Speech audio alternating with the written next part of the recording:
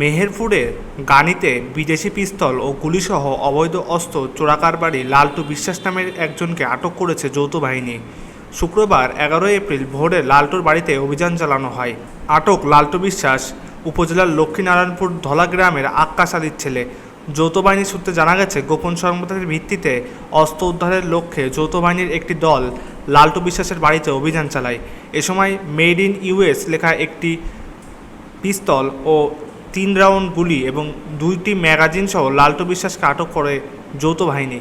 তার বিরুদ্ধে অস্ত্র আইনে মামলা দায়ের পূর্বে সকলেই তাকে অস্ত্রসহ গানী থানা পুলিশের কাছে হস্তান্তর করা হয়। গানী থানা ভারপ্রাপ্ত কর্মকর্তা ওসি বানী ইসরায়েল জানান, লালটু বিশ্বাসের নামে থানায় অস্ত্র আইনের মামলায় গ্রেপ্তার দেখিয়ে আজই মেহেরপুর আদালতে সোপর্দ করা হয়েছে।